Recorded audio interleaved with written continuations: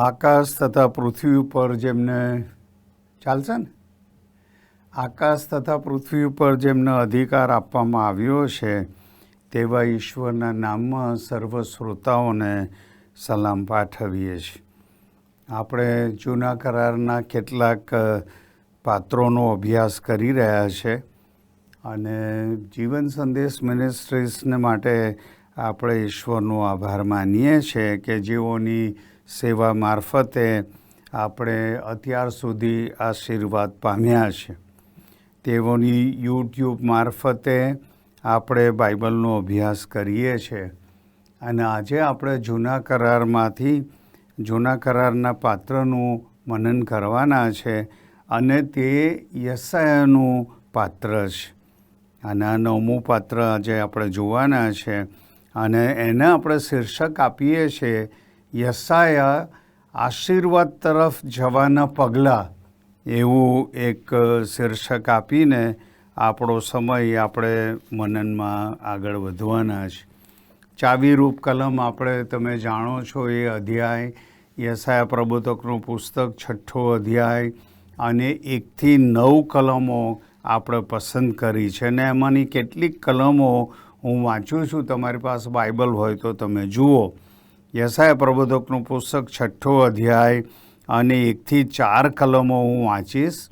ત્યાં લખેલું છે, ઉજિયા રાજા મરણ પામ્યો તે વર્ષે મેં પ્રભુને જોયા. તે ઉચ્ચ તથા ઉન્નત રાજ્યાસન પર બેઠેલા હતા. તેમના જામાની ચાળથી મંદિર ભરાઈ ગયું હતું.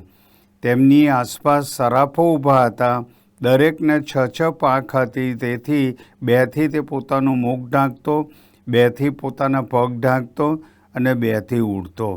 તેઓ એકબીજાને પોકારીને કહેતા, પવિત્ર પવિત્ર પવિત્ર છે સૈન્યોના ઈશ્વર યહોવા, આખી પૃથ્વી તેમના ગૌરવથી ભરપૂર છે.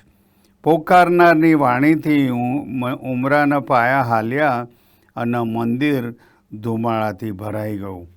અને ત્યાર પછી જો 5મી કલમથી 9મી કલમ સુધી તમે પોતે તમારા બાઇબલમાં વાંચશો એવી ખાસ વિનંતી કરું છું. હવે તમે જુઓ તો ઈસુ ખ્રિસ્તમાં આત્મિક આશીર્વાદની પૂર્ણતાના અનુભવનું પાલન કરવા પ્રત્યેક સેવકોએ તેમાં પ્રવેશ કરે તેવી ઈશ્વરની યોજના અને હેતુ છે. ઘણાઓ કબૂલાત કરે છે કે અનેક વખત તેઓનો અનુભવ પરાજય અને નિરાશાનો છે અને આશીર્વાદની પરિપૂર્ણતા તરફ જવા એક પ્રશ્ન આપણે પૂછીએ તે આ છે કે આશીર્વાદની પૂર્ણતા તરફ દોરી જાય એટલે વિજયવંત જીવન અને સેવા કરનાર જીવન તરફ દોરી જાય એવા કયા પગલાં છે?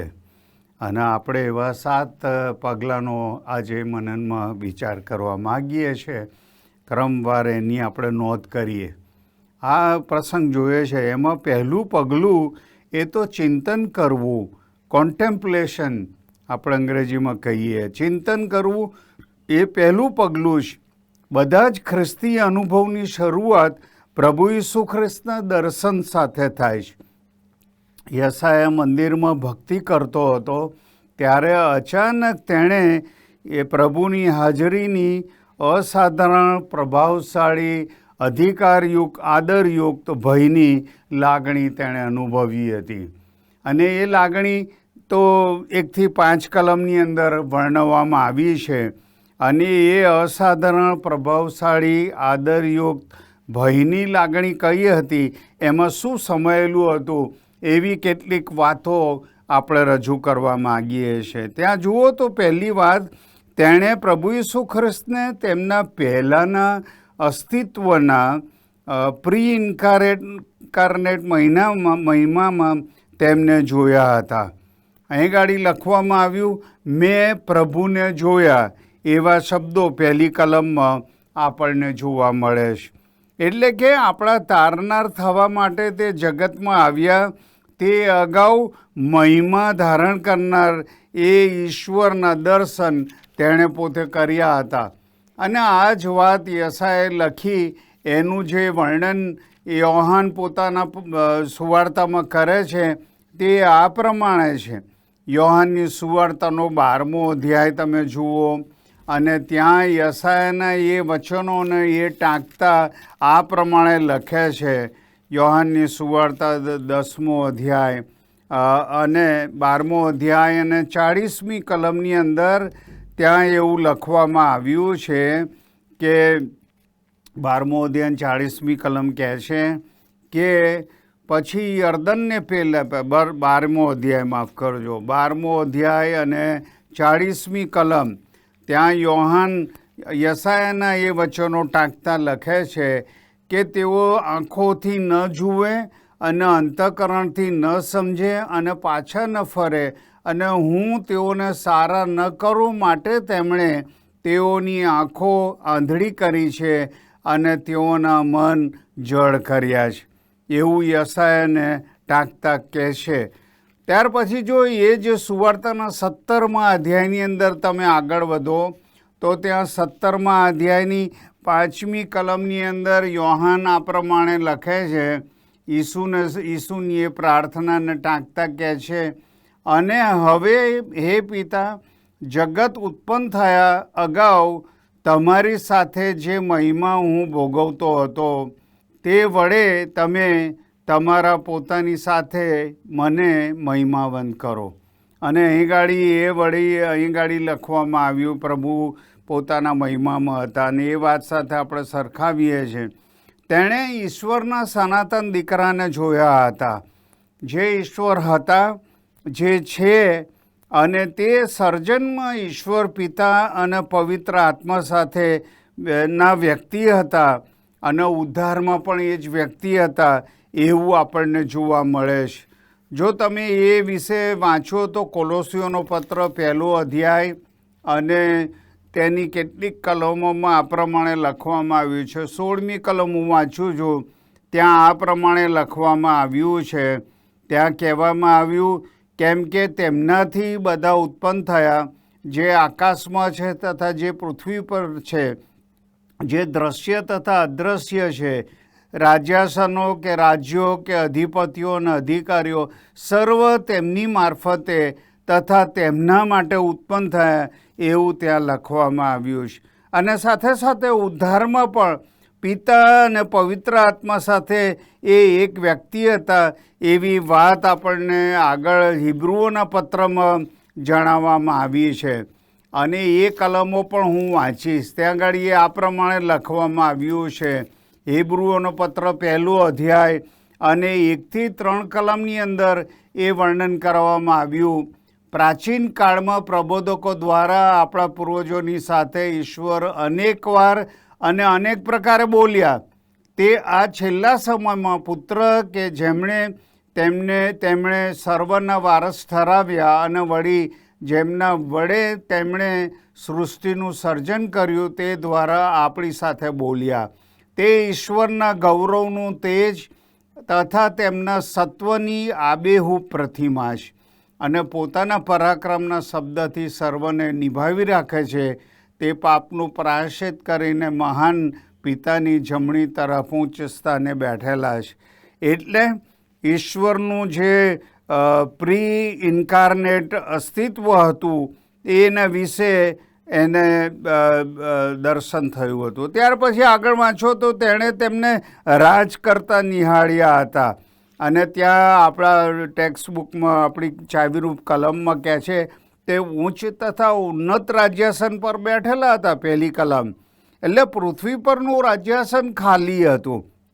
આજના અચોક્કસતાના દિવસોમાં જાણવું કે સ્વર્ગમાં કાયમ માટેનું રાજ્યસ્થાન સ્થાપન કરવામાં આવ્યું છે તે કેવું અદ્ભુત છે. અને જો એના માટે બાઇબલની ઘણી કલમો આપણે કહી શકીએ, પણ ગીતશાસ્ત્રનું પુસ્તક તેનો 45મો અધ્યાય તમે જુઓ તો ત્યાં આ પ્રમાણે લખવામાં આવ્યું છે. 45મો અધ્યાય ગીતશાસ્ત્ર અને એની 6ઠ્ઠી કલમમાં આ પ્રમાણે લખવામાં આવ્યું છે. ત્યાં લખવામાં આવ્યું, હે ઈશ્વર, તારું રાજ્યાસન સનાતન છે, તમારો દંડ તે યથાર્થ રાજદંડ છે. અને એથી કરીને એ રાજદંડને તેણે નિહાળ્યો હતો કે જે ઊંચ અને ઉન્નત રાજ્યાસન પર બિરાજમાન હતા. પછી યશાયાએ એના દર્શનમાં જોયું કે તેણે પ્રભુની ભક્તિ કરવામાં આવતી હતી, તેને નિહાળી હતી. તે ઊંચ અને ઉન્નત રાજ્યાસન પર, પહેલી બીજી કલમમાં. અહીં દેવદૂતો તે વ્યક્તિનો સત્કાર કરતા હતા કે જે એકલા જ તેઓની અને આપણી આરાધના માટે યોગ્ય છે. અને એથી કરીને આગળ વધો તો ત્યાં એ પણ લખવામાં આવ્યું છે કે પછી તેણે તેઓની શુદ્ધતા અને પવિત્રતાને નિહાળી હતી. ત્રીજી કલમની અંદર એ લખવામાં આવ્યું છે કે ઈશ્વરની જે શુદ્ધતા હતી અને પવિત્રતા હતી એના દર્શન તેણે કર્યા હતા. અને દૂતોએ પણ તે પોતાના મુખ ઢાંકવા પડતા હતા. પ્રભુની આદરયુક્ત શુદ્ધતા આંખોને આંજી નાખતી હતી. ત્યાર પછી તમે જુઓ તો યશાયાએ તેણે પોતાના પરાક્રમને, ઈશ્વરના પરાક્રમને નિહાળ્યું હતું અને તેમને સર્વશક્તિમાન તરીકે ઉલ્લેખવામાં આવ્યા હતા. ત્રીજી કલમ અને પાંચમી કલમની અંદર એ વિશે ઉલ્લેખ કરવામાં આવ્યો છે. તેમનું જે પરાક્રમ હતું એ એણે જોયું. ત્યાર પછી આગળ જુઓ તો તેણે તેમની ભવ્યતાને નિહાળી હતી. તેની આંખોએ રાજાને નિહાળ્યા હતા. અને પાંચમી કલમમાં કહે છે, મારી આંખોએ રાજાને એટલે સૈન્યોના ઈશ્વર યહોવાને જોયા છે. અને ઈશ્વરની ભવ્યતાને તેણે જોઈ હતી. અને સાતમી વાત કે તેણે પોતાના ભાવિ મહિમાની ઝાંખી નિહાળી હતી કે ઈશ્વર આખી પૃથ્વી ઉપર એમનું ગૌરવથી ભરપૂર છે એ વાત એણે તે જોઈ હતી. અને તે એક દિવસે તે સત્ય સાબિત થશે. અને જો તમે સમય કાઢો તો યશાયા પ્રબોધકનું પુસ્તક એનો 35મો અધ્યાય તમે વાંચજો અને એ આખા અધ્યાયમાં ઈશ્વરની એ જે ભાવિ મહિમાની ઝાંખી છે એ આપણને કરાવવામાં આવી છે. અહીંયા આપણે વાંચતા નથી, તમે એ વાંચજો. એટલે પહેલું પગથિયું એ તો ચિંતનનું છે કે જેમાં કોન્ટેમ્પલેશન. પછી બીજું જે પગથિયું છે એ ખાતરીનું છે, કન્વિક્શન. પ્રભુના 7 ગણા દર્શનને યશાયા અતિ ઘણી નમ્રતા અને પાપની ખાતરી કરાવી હતી. હવે અહીં ગાડી તમે જુઓ તો પ્રભુને જોયા પછી એ શું કહે છે? ત્યાં ગાડી કહે છે 5મી કલમમાં, અફસોસ છે મને મારું આવી બન્યું છે. અને એથી કરીને ફક્ત ઈશ્વરના દર્શન જ વ્યક્તિના પાપની સભાનતા લાવી શકે છે. અને બાઇબલની અંદર 2-3 જો દાખલા આપણે લઈએ કે જેઓ ઈશ્વરને જોયા ત્યાર પછી તેઓની સ્થિતિ કેવી હતી એ ત્યાં જુઓ. અયુબનું પુસ્તક તમે ફેરવો, 42મો અધ્યાય 5મી અને 6ઠી કલમમાં અયુબ પોતાના વિશે કહે છે, મેં મારા કાનથી તમારા વિશે સાંભળ્યું હતું, પણ હવે હું જાણું, હવે હું તમને પ્રત્યક્ષ જોઉં છું. તેથી હું મારી જાતથી કંટાળું છું અને ધૂળ તથા રાખમાં બેસીને પશ્ચાતાપ કરું છું. અને એવી જ લાગણી એ નવા કરારની આવીએ તો પિત્તરે પણ અનુભવી હતી. અને લૂકની સુવાર્તાના 5મા અધ્યાયમાં તમે જુઓ તો 8મી કલમમાં લૂક એ પિત્તરની વાત લખે છે કે જ્યાં ગાડી તે આ પ્રમાણે કહે છે. લૂકની સુવાર્તા 5મો અધ્યાય અને 8મી કલમ ત્યાં કહે છે કે જે તે જોઈને સિમોન પિત્તરે ઈસુના પગ આગળ પડીને કહ્યું, ઓ પ્રભુ, મારી પાસેથી જા, કેમ કે હું પાપી માણસ. ઈશ્વરની હાજરીનો પ્રત્યક્ષ અનુભવ થાય એવી આ સાક્ષી પિત્તરની હતી. હજુ એક સાક્ષી તમે જુઓ તો ત્યાં યોહાન પ્રેરિતની જે સાક્ષી હતી એ આ પ્રમાણે હતી. પ્રકટીકરણનું પુસ્તક તમે ફેરવો અને ત્યાં આ પ્રમાણે લખવામાં આવ્યું. 1 અધ્યાયની 17મી કલમની અંદર યોહાન પોતાના વિશે જ્યારે ઈશ્વરને મળ્યો ત્યારે એણે શું કીધું એ વિશે ત્યાં લખવામાં આવ્યું. 1 અધ્યાયને 17મી કલમમાં તે લખે છે, જ્યારે મેં તેમને જોયા ત્યારે એ મરેલા જેવો થઈને હું તેમની આગળ પડી ગયો. અને પછી પ્રભુએ એને ઉઠાડ્યો. પણ અહીં ગાડી એ પ્રભુની હાજરીમાં જે અનુભવ કરે છે એ વાત લખવામાં આવી. તેમની ભયાવહ શુદ્ધતાના પ્રકાશમાં આપણે પોતાને કેવા પાપી તરીકે નિહાળીએ છીએ. યશાયા સાથે આપણે શોધી શકીએ છીએ કે પાપ આપણને ઈશ્વરથી વિમુખ કરે છે અને એથી એણે શબ્દોના ઉદ્ગારે કાઢ્યા, મારું આવી બન્યું છે. અને અહીંયા તમે જુઓ તો શબ્દ અને શાબ્દિક રીતે આપણે ઈશ્વરથી વિમુખ થયેલા છે એ વાત આપણને કહેવામાં આવી છે. અને તમે જુઓ યશાયા પ્રબોધકનું પુસ્તક, ત્યાં આગળ 59મો અધ્યાય અને ત્યાં 1 અને 2 કલમમાં આ પ્રમાણે લખવામાં આવ્યું છે. ત્યાં શબ્દો આ પ્રમાણે કહે છે, જુઓ, યહોવાનો હાથ એટલો બધો ટૂંકો થઈ ગયો નથી કે તે બચાવી ન શકે, અને તેનો કાન એવો મંદ થયો નથી કે તે સાંભળી ન શકે. પણ તમારા અપરાધો તમારી અને તમારા ઈશ્વરની વચમાં ભિન્નતા કરતા આવ્યા છે, અને તમારા પાપોએ તેમનું મુખ તમારાથી અવળું ફેરવી નાખ્યું છે. અને એથી કરીને અહીંયા તમે જુઓ તો ઈશ્વરની વિરુદ્ધ એ પાપ આપણને ભિન્નતા લાવનાર છે એવી વાત આપણને કહેવામાં આવે છે. અને એથી તમે જુઓ તો પાપ ઈશ્વરથી આપણને વિમુખ લઈ જાય છે એ વાતનું આખું જે ચિત્ર છે તમે માથીની સુવાર્તા 27મો અધ્યાય 46મી કલમ, એ પ્રભુ ઈસુ ખ્રિસ્ત જ્યારે વધસ્તંભ પર હતા, પાપની જે ભયંકરતા હતી તમે જુઓ તો ત્યાં 27:46 એ પ્રમાણે લખવામાં આવ્યું છે કે પ્રભુએ બૂમ પાડીને કહ્યું કે પ્રભુ એ ઈશ્વર, તમે આ પ્યાલો મારે, ત્યાં કહે છે કે એલો એલો લામા સબ્બાથાની, પ્રભુ તમે મારાથી દૂર થયા છો, એવી વાત તે પોતે કરે છે. અને એથી કરીને પાપનું ભયંકર બળ આપણને ઈશ્વરથી જુદા કરે છે. મને કેમ અલગ કર્યો છે, અને એનું જબરજસ્ત ઉદાહરણ આપણે જોઈએ છે. પણ પ્રભુ ઈસુએ તો જેણે કંઈ પાપ જાણ્યું નહોતું, તેમણે આપણા માટે આ વિમુક્તતાનો અનુભવ કર્યો હતો. તે પછી આપણા પાપની ભયંકરતા આપણે જોઈએ છે, ત્યારે આપણે શું કરવું જોઈએ એવો પ્રશ્ન આપણે પૂછીએ, જે આપણને 3જા પગલાં તરફ દોરી જાય છે. અને ત્યાં ગાડી આ પ્રમાણે 3જું પગલું છે, જ્યારે આપણે મંથન કરીએ છીએ, ચિંતન કરીએ છીએ, ત્યારે આપણને ખાતરી થાય છે કે આપણે પાપી છે. અને એ વાત આપણને 3જા પગથિયા તરફ દોરી જાય છે.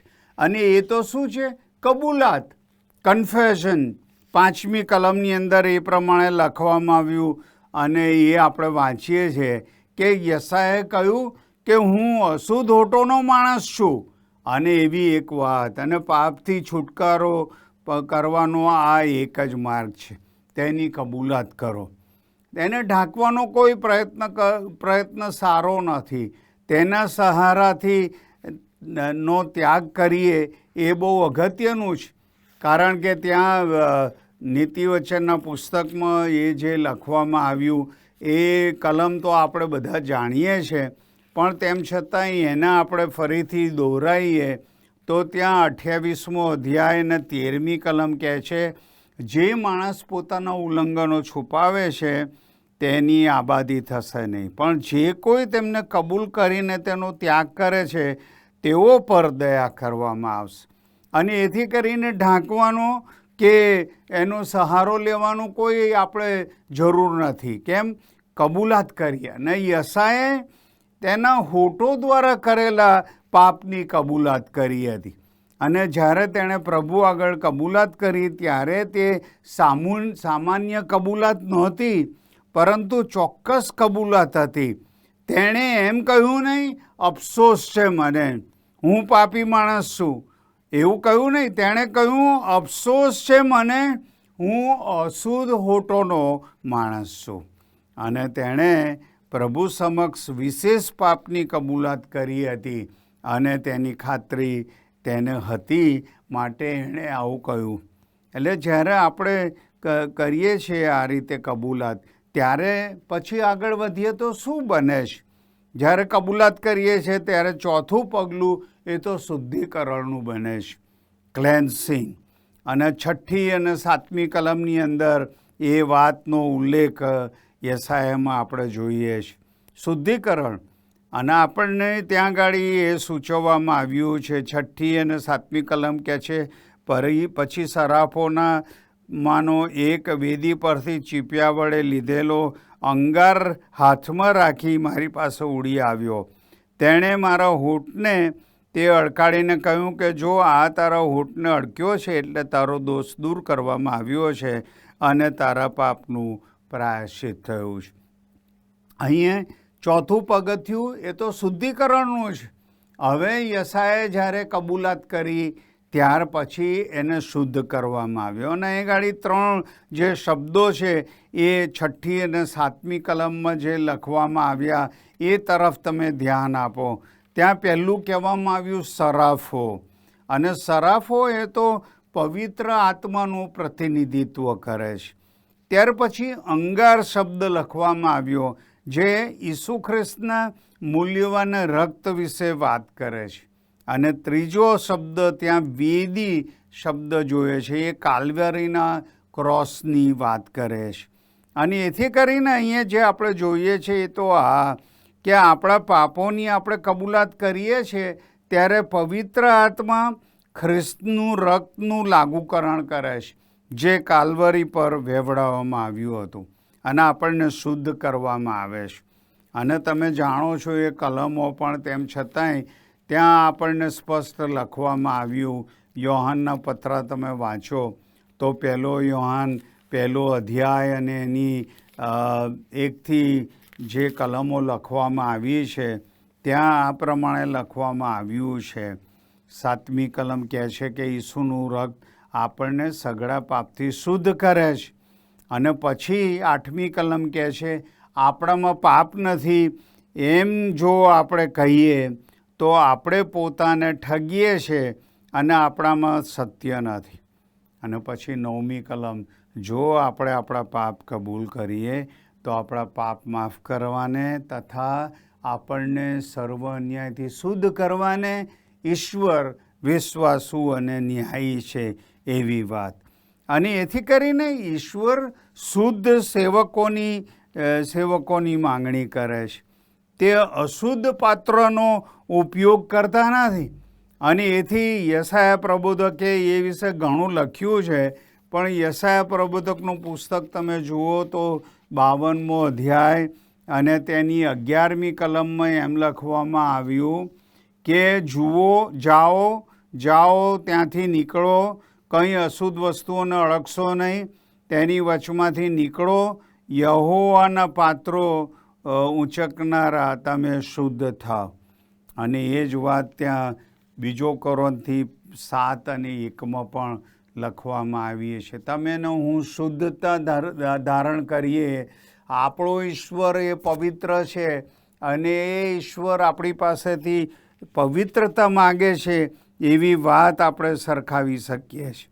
જો આપણે પ્રભુ સમક્ષ આપણા પાપોની કબૂલાત કરીએ તો પછી આપણે તેમની સાથેની નિકટ સંગતનો આનંદ લઈ શકીએ છીએ, જે આપણને તેમની આગળ જતાં વાણી સંભળાવે છે.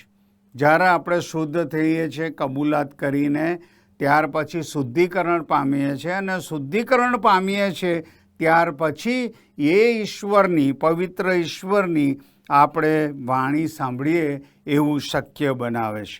અને એ વાત આપણને 5મા પગથિયા તરફ દોરી જાય છે. હવે તમે શુદ્ધિકરણના અનુભવમાં આવ્યા પછી 5મું પગલું તો પડકાર છે, ચેલેન્જ છે. અને 8મી કલમની અંદર એ વિશે લખવામાં આવ્યું છે, મેં પ્રભુને એમ કહેતા સાંભળ્યા. અને એવું યશાયા કહે છે. પરંતુ યશાયાએ શુદ્ધિકરણનો અનુભવ પ્રાપ્ત કર્યો તે પછી જ તેણે ઈશ્વરની વાણી સાંભળી હતી. એની આપણે નોંધ લઈએ એ અગત્યનું છે.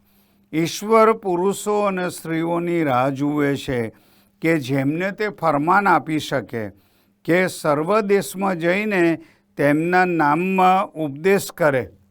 પછી પણ પ્રશ્ન આ થાય છે કે શા માટે તેમને વધુ એમ કહેતા સાંભળતા નથી કે કોને મોકલું, અમારે માટે કોણ જશે? શું તેનું કારણ એ છે કે તેમના લોકોના જીવનમાં પાપ છે? આજે એવા પુરુષો અને સ્ત્રીઓની તાતી જરૂરિયાત છે. અને ખાસ કરીને યુવાનો જેઓ પ્રભુના હાથમાં પોતાના જીવનનું અર્પણ કરે, સમર્પણ કરે, ઈચ્છા રાખે એવી, તો તેઓ પોતાના ઘરમાં અને પરદેશમાં સુવાર્તાનું કામ કરી શકે છે. અને જ્યારે આ પ્રમાણે થાય છે ત્યારે શું બને છે કે તમે ને હું એ 5મો પગથિયા પર આવીએ છીએ, ત્યારે આગળ 6ઠ્ઠા પગથિયામાં એ પડકાર તો આપણને આપે છે, પણ 6ઠ્ઠું પગથિયું શું છે? કોન્સિક્રેશન, સમર્પણ. 8મી કલમની અંદર એ વિશે લખવામાં આવ્યું છે કે જ્યારે યશાયાએ પ્રભુની જરૂરિયાતના માણસ વિશે ભાન થયું ત્યારે તેને 2 વસ્તુઓ કરી.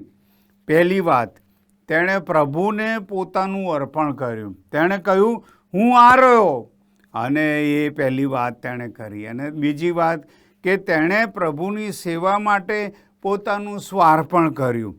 તેણે કહ્યું, હું આ રહ્યો એટલું જ નહીં, તેણે કહ્યું નહોતું, પણ તેણે કહ્યું, મને મોકલો.